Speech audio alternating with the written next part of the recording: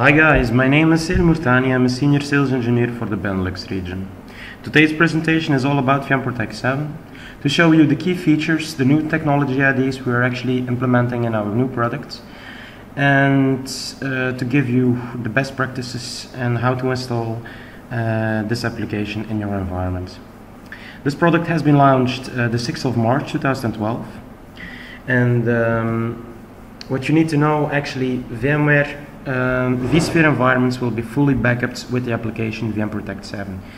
So what can we actually do when we install this agent inside VMware vSphere environments? So this agent can actually manage agentless backups. This is actually done by making snapshots of the VM inside VMware by using snapshot technology from VMware. So we don't install any agents on a virtual machine.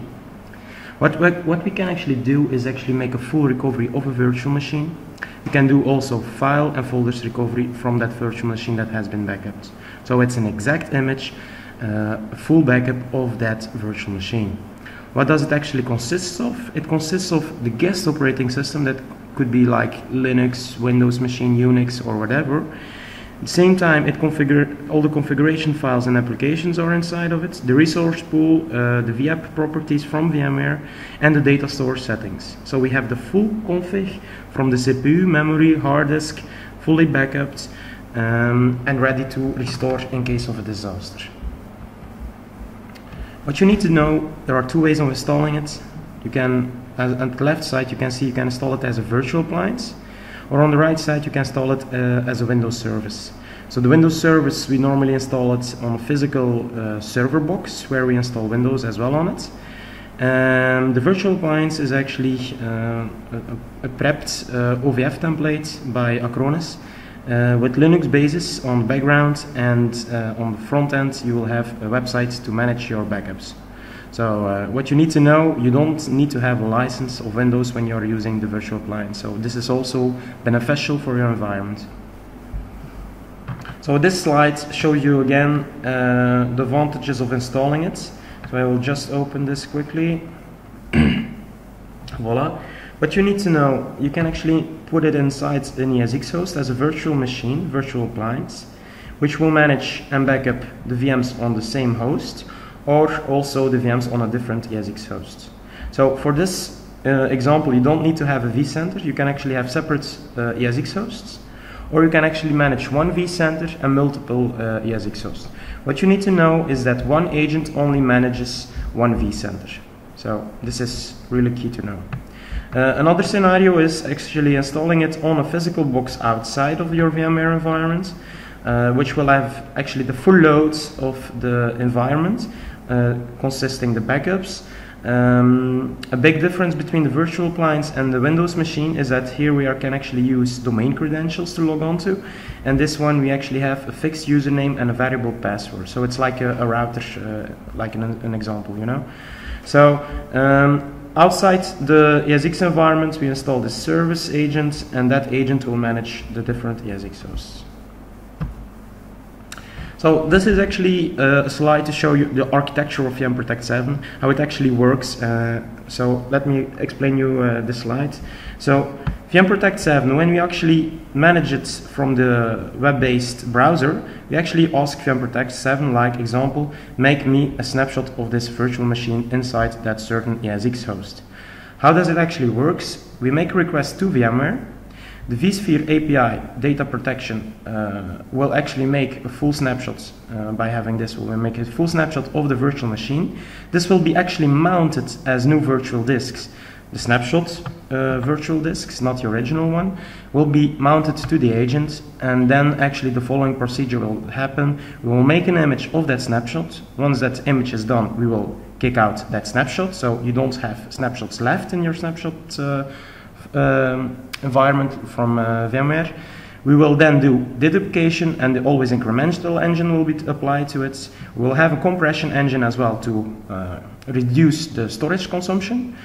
And then we can also add an encryption, IES encryption, 256-bit encryption, and add also a password to it. What we actually can do then is actually move it to a disk. A disk, what I mean by that is when you install it as a Windows agent, you can actually make a backup to the physical disk of that Windows machine. What I mean by SAN, you can actually add a virtual disk to your VMProtect 7 agent inside the VMware itself. So you will have a virtual disk mounted to the agent. NOS you can actually use by having like a Samba share, like a network share with username and credentials. Possible other scenarios is over FTP, secure FTP, and online storage of Acronis, which consists of an annual subscription for a certain amount of gigabytes. So, what are the main features of VMProtect 7? So what you need to know, these are actually already standard features from version 6. So I will just have a quick overview of it again. So agentless backup, we make backups of the machines without installing anything additional on the virtual machines itself. What we have as well, we can make a full image backup and full image restore, the same thing for the file recovery as well. We can exclude files from a VM, example .mp3, .avi. We can run VMs from backup. I will show you a quick overview of that. What I mean by that is actually the following. So if you run a VM from backup, an example could be you have your virtual disk from VMware running on this shared storage, and we make a backup of this virtual machine and located on this disk array, and it will be stored on a NOS device. What could happen, example, if that VM dies or your shared storage will die, we can actually mount all the backuped VMs from the NOS environment towards your VMware vSphere environment. What you need to know, the technology behind it is actually quite simple. It's an NFS share that has actually been registered inside VMware as a temporary data store. The archive files of the backup will be prepped as a new virtual machine and directly ready to start up. So this process is actually rechanging the settings inside VMware. Instead of making a full recovery, example from here back to here or something, you directly can start them from this NOS device. So this can be from inside the iSCSI environment, but also from over the LAN, as you can see here in this scenario. So these are different possibilities to manage. What you also need to know, example, if you have your virtual appliance running on this shared storage, then you will also, if this shared storage dies or you have a full down, your storage is fully down, you can actually always leave a standby VMProtect 7 appliance on the boxes itself, on the local disks, without any licenses installed if you even want. And the advantage of it, you can actually, without having any licenses inside of it, you can actually address the archive files and mount them back to be able to manage the VMs again. So you can actually do a full recovery without having licenses. So that means when you make a backup, you will need to consume a license. When you do a restore, you don't need to consume a license. So just keep that in mind. The license politics is a CPU license per CPU. That means each filled physical socket is a license. I will come back on that in a further presentation. So that part is run VM from backup. LAN-free backup is actually staying inside the data storage itself, the shared storage. That means your virtual disks are located here. We will also create a new virtual disk that is actually mounted to the VMProtect 7 agent. So we make a backup of that virtual disk of that virtual machine inside the shared storage, and it will be backed to the other virtual disk of VMProtect 7. That means the consumption of processing power will be all on the disk array itself. So you don't have load on the CPU or the memory of your environment, or even network traffic. So what you need to know also, we are actually using CBT, change block tracking technology. The technology has actually already been some time with VMware. So we actually read these files or this information from VMware so that we can actually optimize our backup and reduce time to perform incremental backups. So, so this gives us also an advantage in backup time. What we also included for free compared to our other products is deduplication. So for the people that doesn't know what deduplication is actually only backup, making a backup of the new blocks we don't have yet. So if we have the same blocks in multiple VMs, we won't make a backup of the same blocks.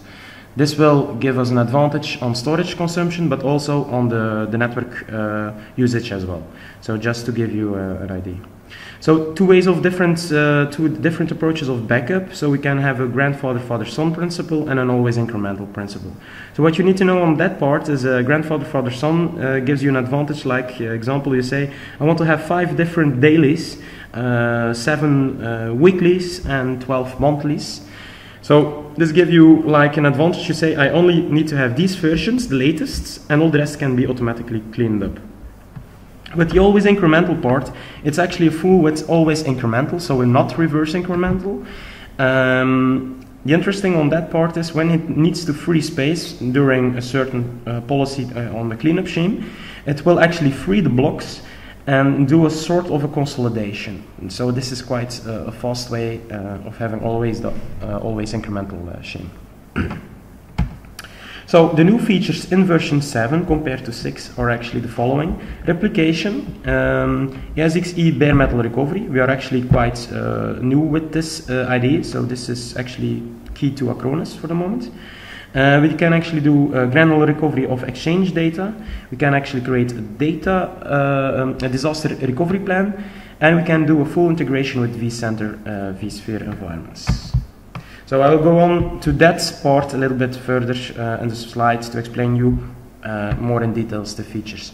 So what can we actually protect with VMProtect 7? All the different virtual machines, machines with Active Directory and SQL. What you need to know on this part, we're actually using the VSS services from VMware tools, so the volume shadow copy services. By doing that, we have a consistent backup of the SQL data and so on. So just to give you this info.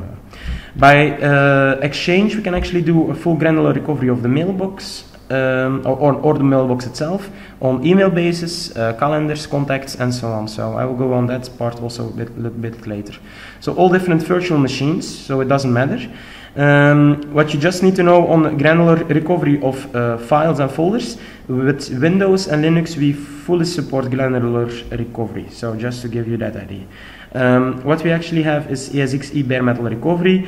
When we make a backup of the ESXi, we have the full binaries, that means the full VMware data, and also the configuration files backup. So that is an example is the settings you prepared, like for in your network environment, the VM kernel, management console, all these settings are actually backups. So on granular recovery of Exchange, just to give you the idea, so we make a backup of that Exchange VM without installing anything additional on this virtual machine. So we just make a snapshot via VMware technology. This backup will be backuped as an archive, and from that archive file we directly can recover mailbox, the mails, the contacts, and the full database. So you don't install any additional agents. It's a single pass backup, so you only make one backup, and you can also do a full recovery of the Exchange and at the same time do granular recovery of the required data for the users. Just to give you an idea, when you do a recovery, the recovery is towards a PST file. This is a personalized file. This file can actually be added back to the client, and on that way you can actually move your data from that exported file from our backup tool and move them back to the original OST or PST file.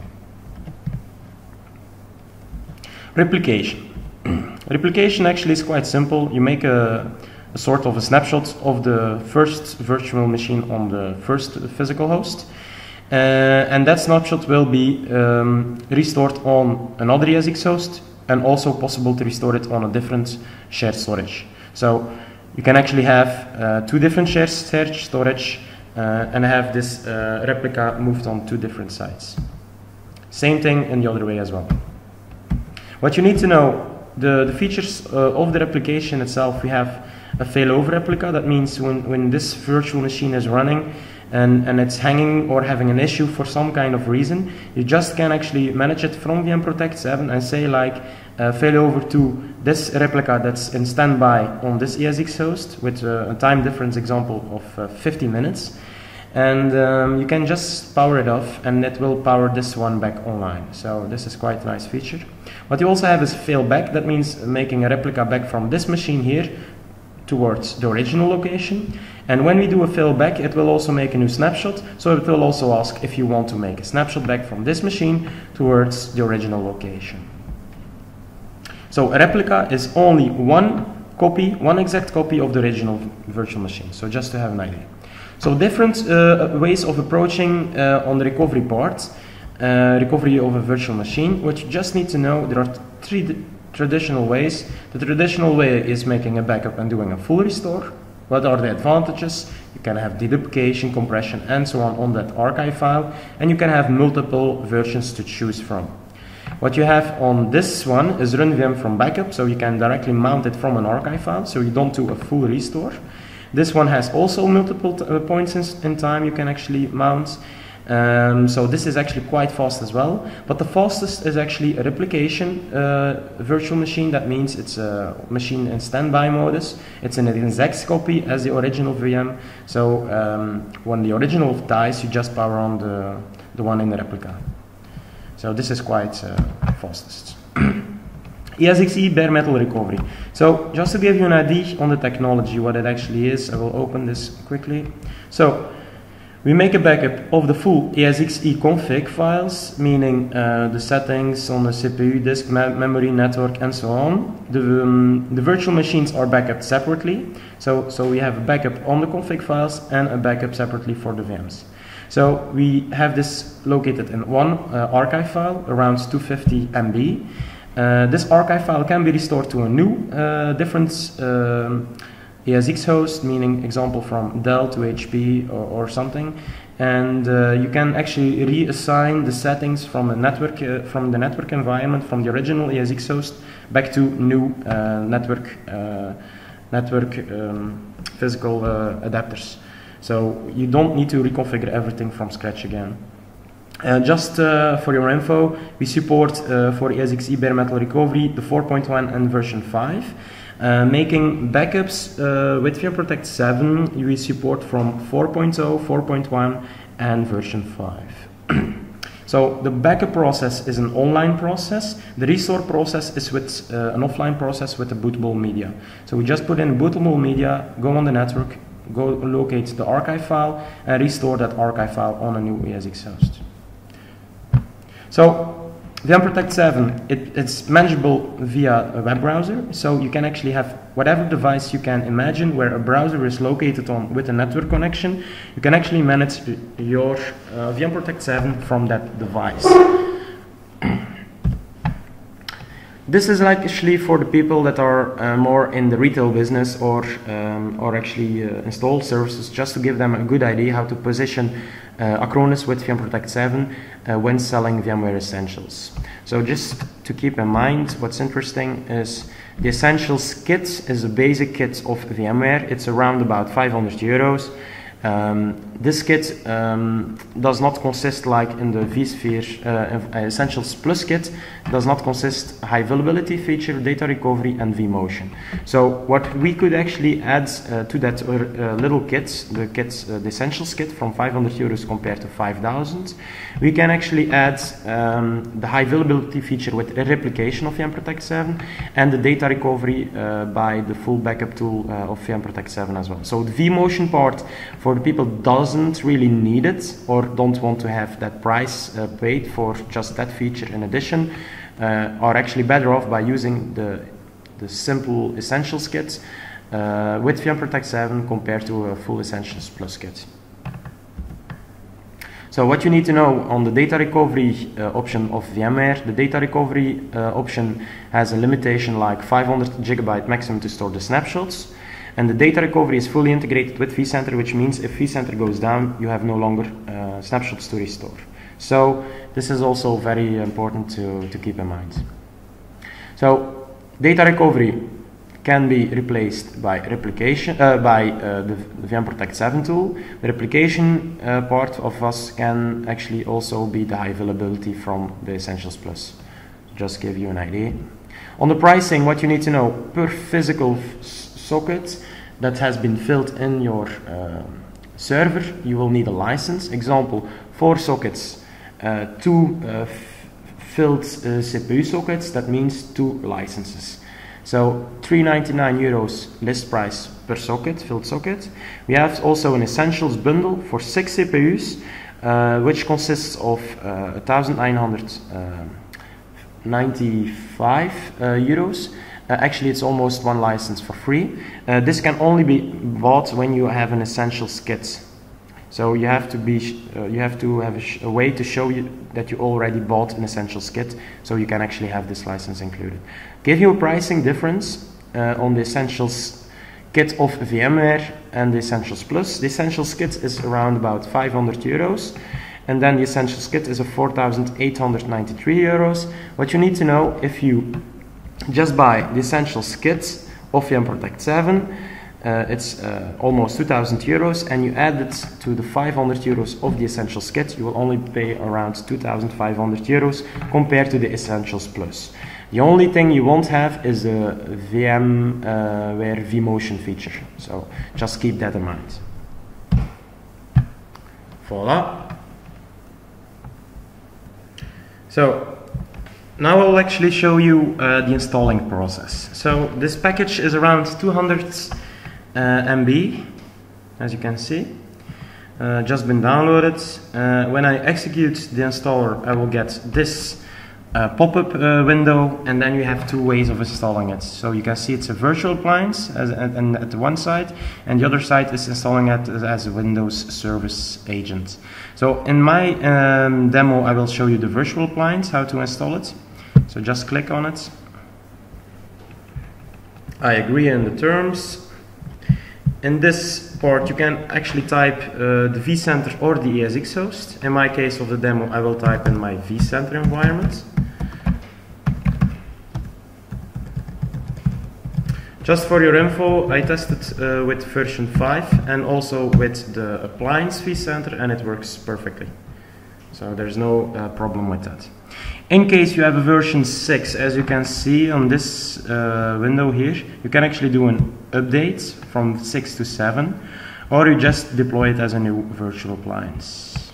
Just to tell you, the MSI installer is actually an OVF template that is deployed inside the VMware environment. So first things first, I will type in my appliance name. So for this purpose, I will call it VMP7 demo.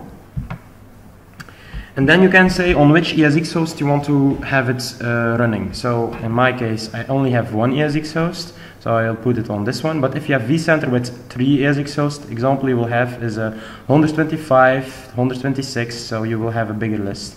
So everything that vCenter recognizes as ESX host, network connections, and data storage, these storage will also be shown inside VMProtect 7.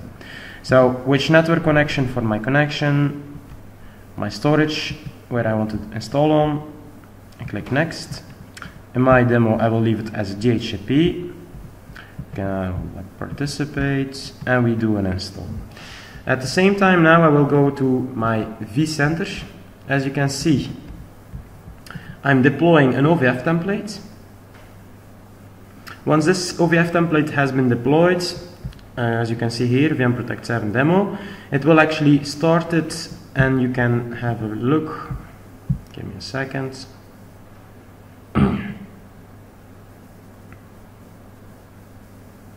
Console.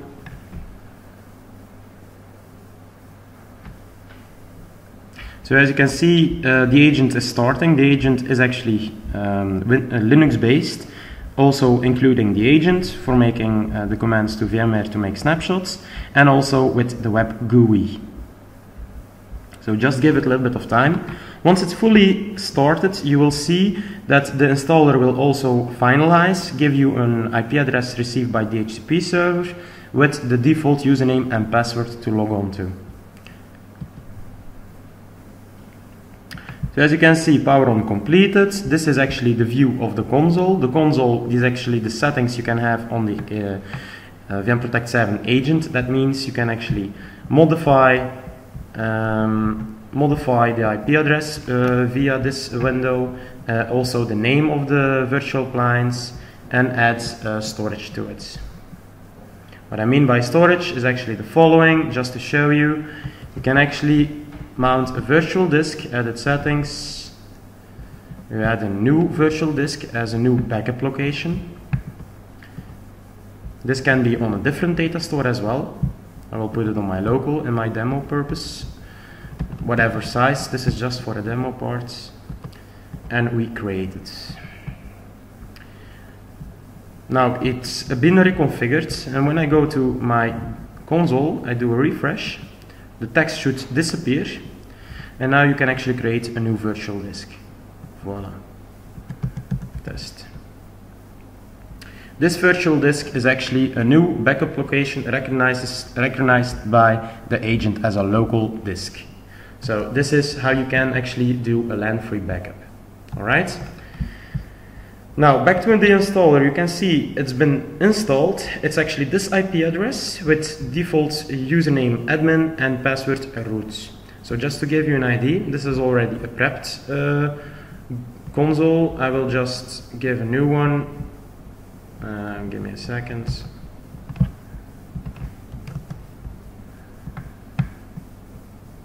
$150.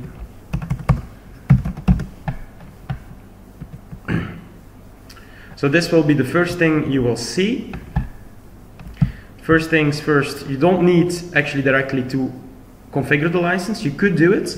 If you don't do it, you can actually only do restores. That means you can actually select an archive and do a restore of that archive, or mount a VM from a backup. So these are features that are automatically working without adding licenses. So in my demo purpose, this is how to deploy. Now I will continue on my already prepped VMProtect 7. So just to give you a short background of that agent. That agent is actually this one here. I added a virtual disk of 150 gigabytes directly to the agent. It's also been recognized inside the console, so just to give you the idea.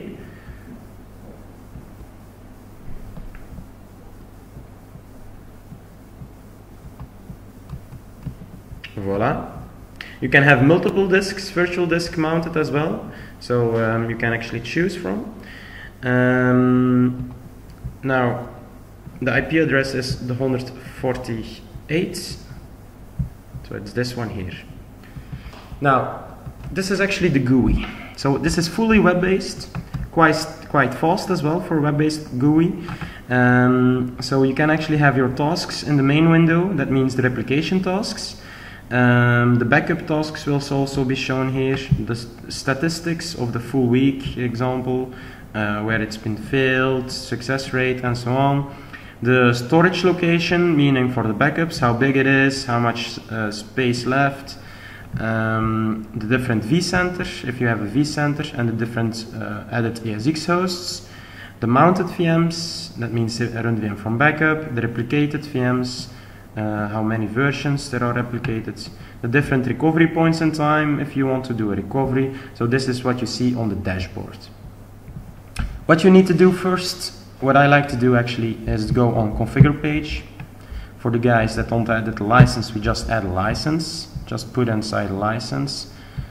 From the moment you make a backup, you will see that the backup, once a backup has been made, license will be consumed. You can add multiple license and so on.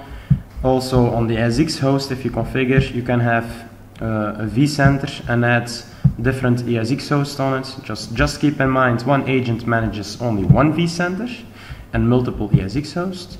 My agent has already been integrated with vCenters by pushing the enable button instead of this disable. Once you do this, you will actually have these features working. Example, right click, backup, or when you go on the vCenter GUI, Just proceed, yes. So you see this is for the backup part. It automatically selects the virtual machine and just asks you where to backup. The same thing for the recovery part. And this can actually all be done from the VI client from VMware. So everything can be managed from the vSphere client. So same thing for the restore or recover. It will automatically select the archive file and give you the different points in time of the VM you want to restore. And then when you go on the vCenter itself, we integrated fully the VMProtect 7 by a tab, as you can see here. So you have everything integrated with vCenter. So this is also quite nicely done.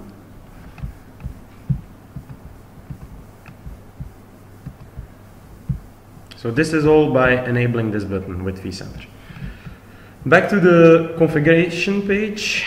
The first thing we want to do is maybe do the backup settings.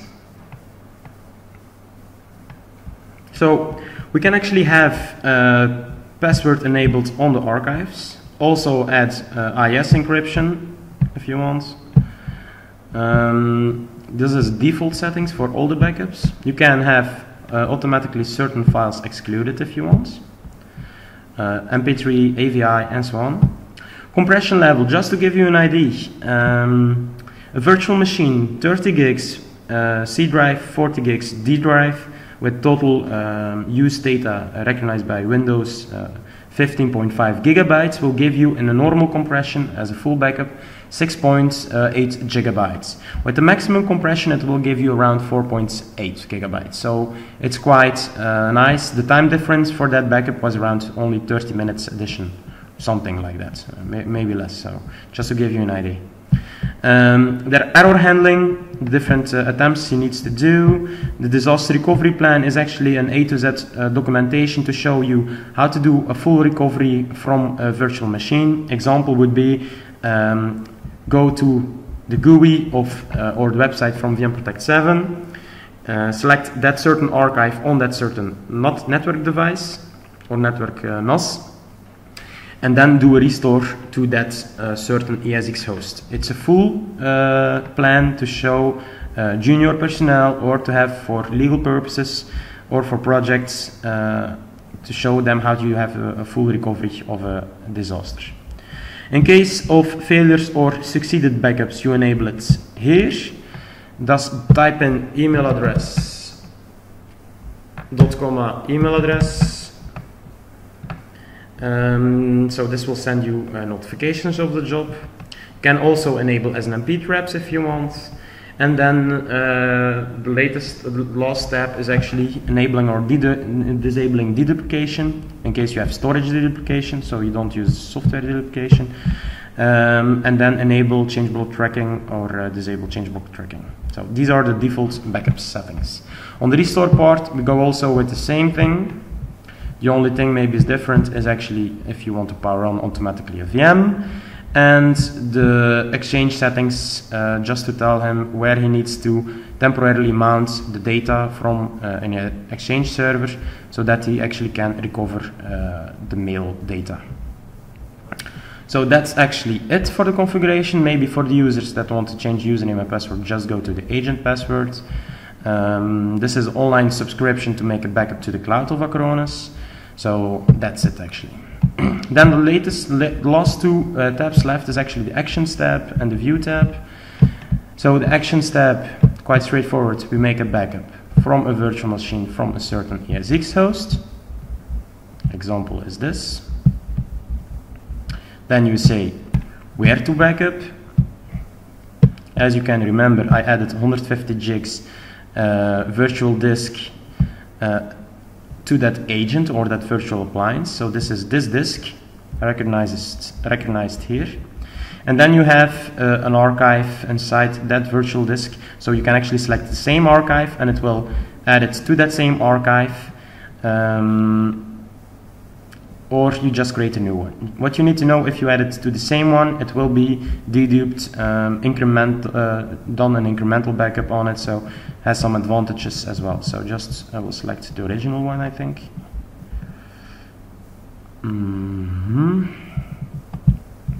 Just for your info, online storage of Acronis, network backup on a NOS device or a network share, FTP and secure FTP are backup locations. Next.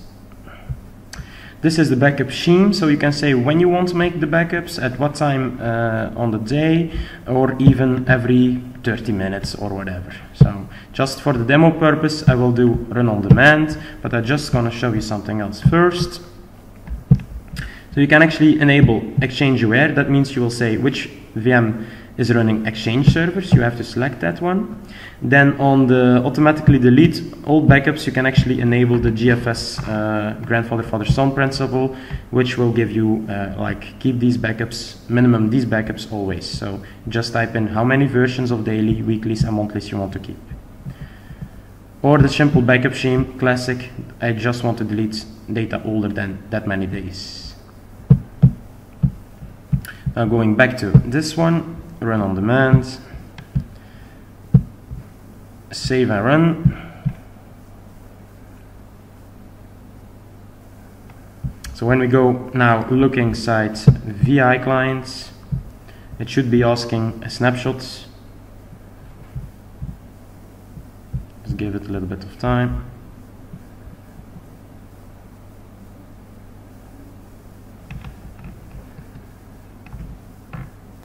So as you can see, the snapshot has been created, almost. Then it will reconfigure the virtual appliance with that snapshot. So you will see it will pop up, reconfiguring virtual machine with the snapshot.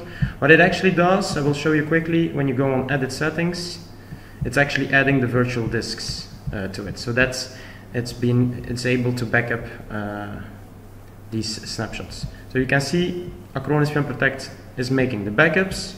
So when we go back to this page, you will see it's actually making the backup. Or even inside the vCenter itself, you see the process. So this is the backup part. Now on the replication part, also quite straightforward. Just select your machine, your virtual machine, which you want to replicate.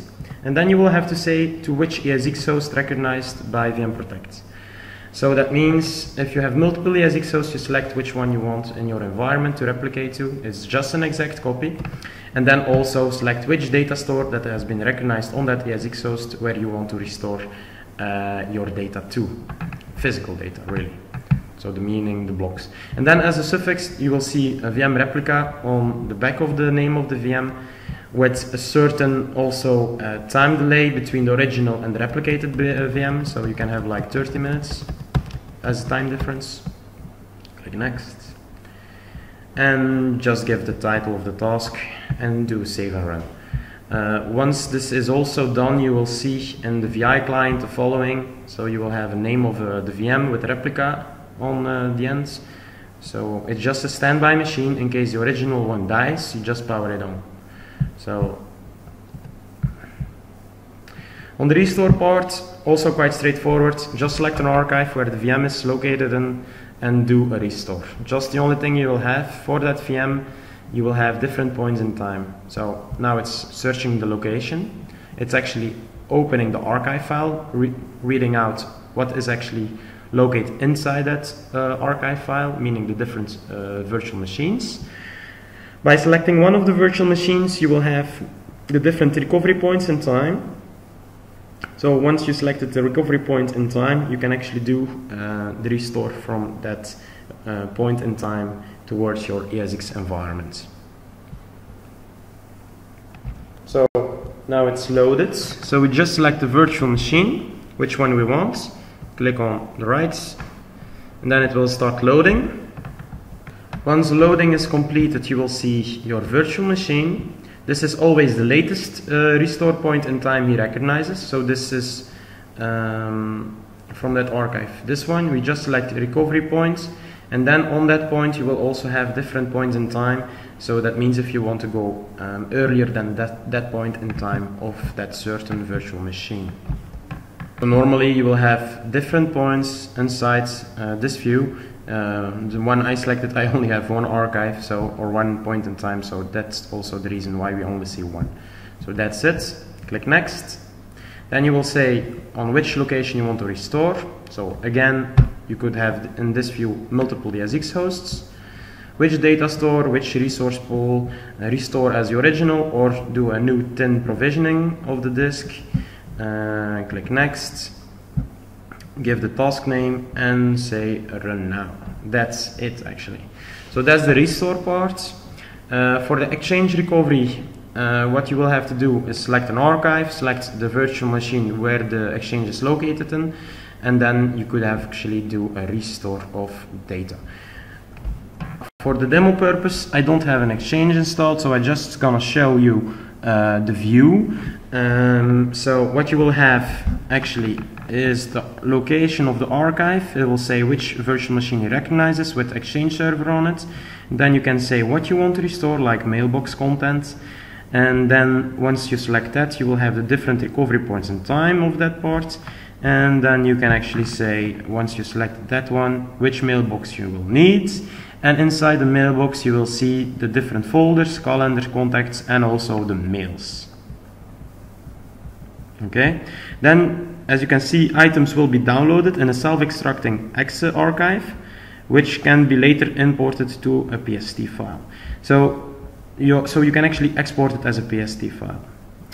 For the rest, what's left is actually the same view. The only thing you will need to know, for the extracting part, it will need to mount to a certain data store. So that's something you configure in the configure page under the restore settings. So that's actually Exchange recovery. Now back to the GUI. Exchange fully shown. Now the run VM from backup is also a nice feature. Instead of doing a full recovery, we're just gonna select a virtual machine we want to mount, instead of having to wait to do a full recovery. So this is actually a fast way to do a recovery. Also, what's interesting on that part, you can actually mount an archive.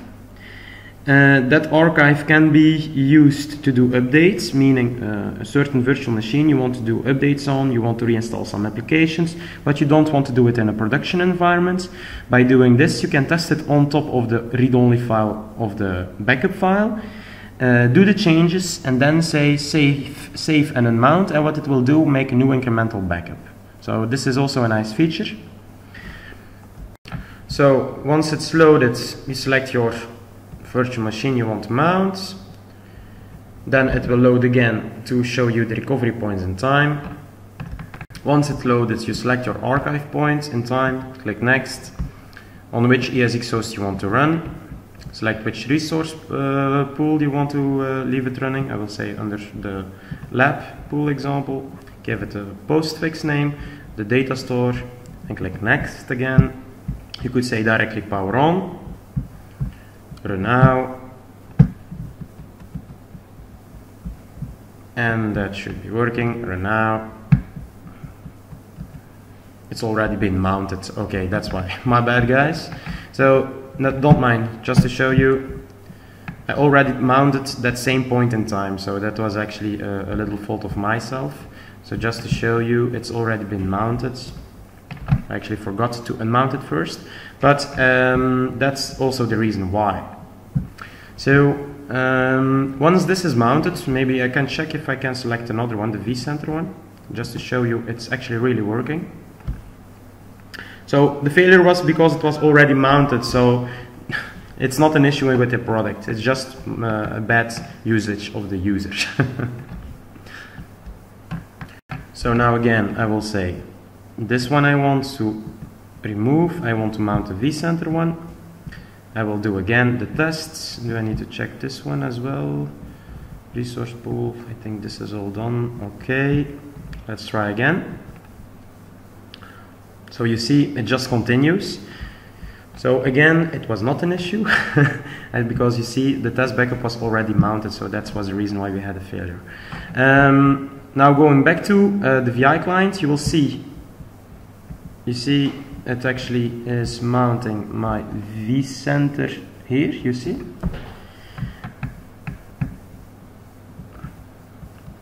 And in this part, actually, what it actually does, as you can see here in the tasks pane, it will actually register a temporary data store, as you can see here, then register that virtual machine, and then power it on.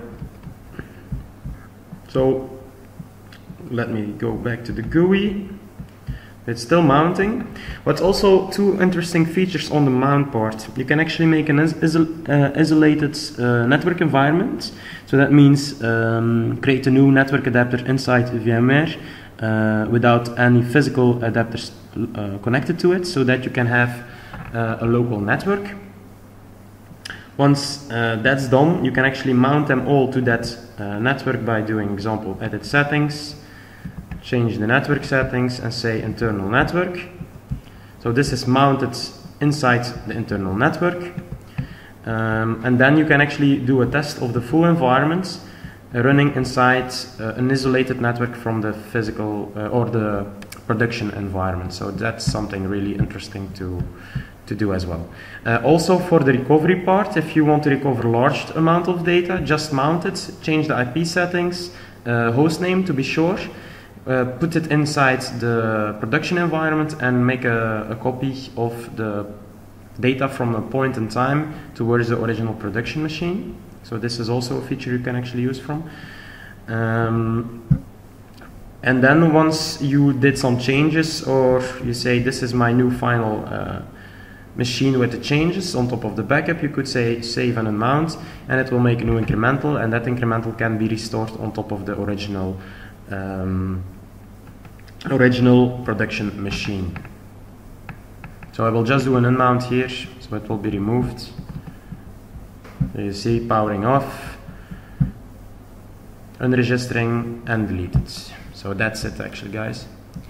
Now that's run VM from backup. On the file recovery part, again same thing, principle, select archive, select virtual machine, point in time, and then you will have your possibility to do file recovery.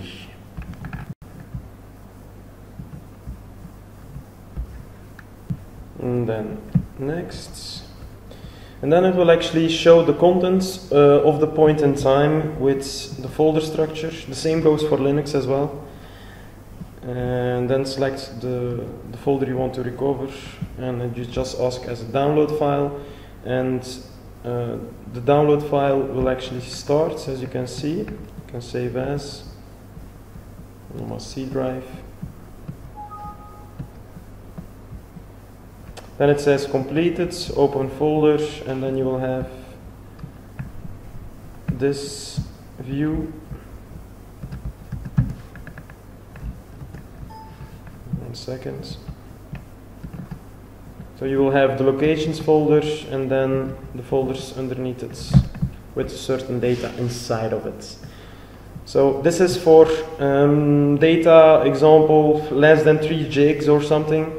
When you're talking about 40 gigs, I rather recommend you to do a run VM from backup. Another thing as well, so validation is actually check on the archive file. You don't need to do a validation. You can also just do a run VM from backup and see if it's really running without any blue screens or whatever. So just to give you the idea. The SXE bare metal recovery backup config, how it's actually done is just type in the root credentials root and the administrator password for the root credentials, test connection. Click next. And then you will say where you want to backup. Again, I have my local folder, 150 gigs, and you just give it an archive name. I will call it for the demo purpose, 1 second guys, ESXE config. Let's try that. Next. And then you can say the backup scheme, when you want to run it. I will just do a run on demand, click next, and we say save and run.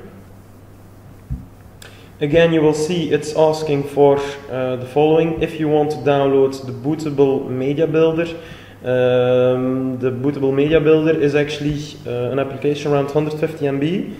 That application will actually give you an ISO file. That ISO file consists of unlimited P2V, that means making a backup of the physical machine and migrating it to a VMware environment, or even V2V, example, Microsoft Hyper-V environment, towards a VMware environment.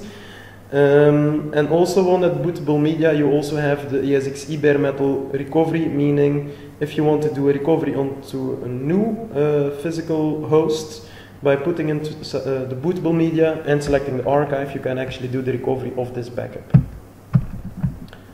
So you see in this task pane, you will see different jobs running at the same time. So this is also a nice view. So actually you're almost done. The only thing I want to show you is the view parts. So these are the tasks, so the different tasks you can actually have. So it's a big list in my environment. The replica is currently running. So you see replication in process. The mounted VMs, I only have one in my demo environment. The log files, if you have issues, you can actually select it and get information from it. And then the different recovery points of all the archives.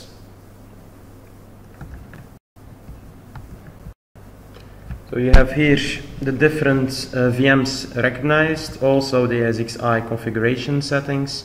So you just select which VM you want, and it will load the different recovery points in time of that virtual machine.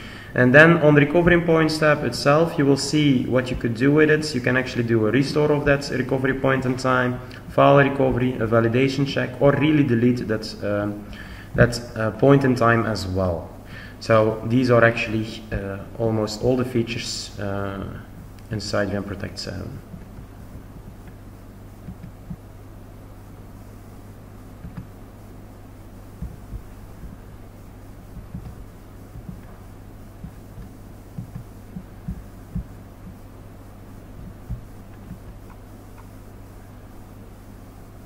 So guys, I hope this was successful and good for adding some information towards the world, so you know which and what VMProtect can do. So if you have any additional questions, just contact your local sales rep or maybe comment on this movie. So let's have a nice day and good luck, guys. Cheers.